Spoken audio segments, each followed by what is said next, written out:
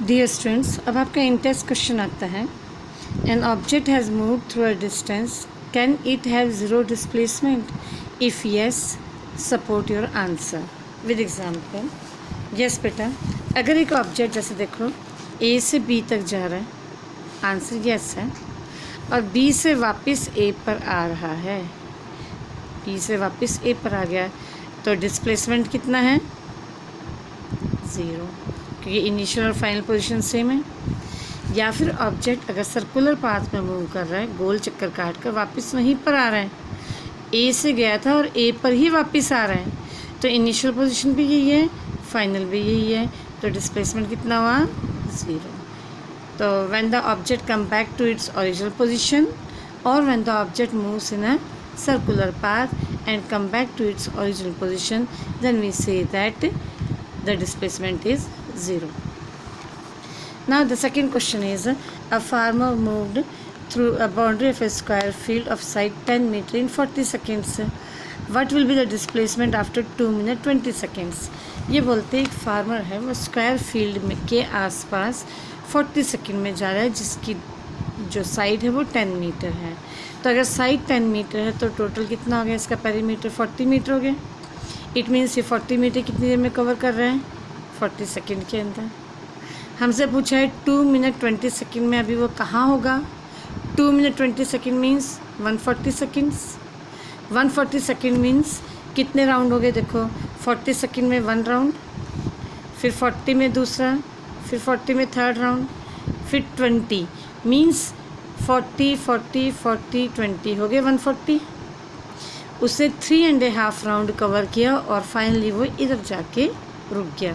Means एक round में 40, फिर 40, फिर 40, 3 राउंड पूरे हो गए और 20 में वो ऑब्जेक्ट, वो फार्मर इधर आ जाएगा। ठीक है, तो उसने 3.5 राउंड कवर किए। तो इनिशियल पोजीशन उसकी ए है, फाइनल पोजीशन सी है।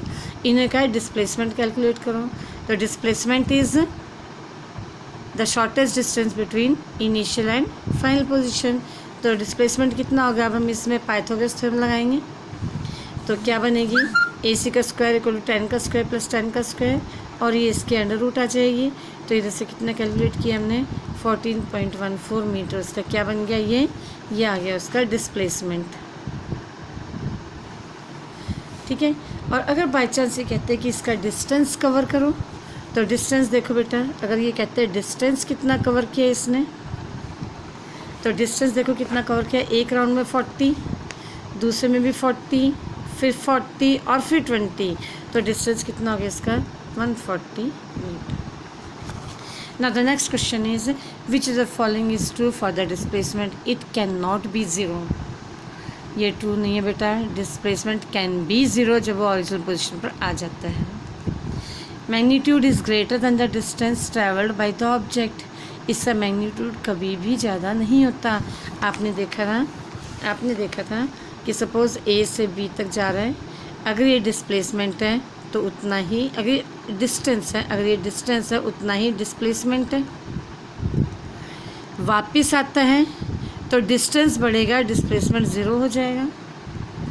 ऐसे वापस आके अगर आगे जाता है तब भी डिस्टेंस ज़्यादा होगा और डिस्प्लेसमेंट कम होगा।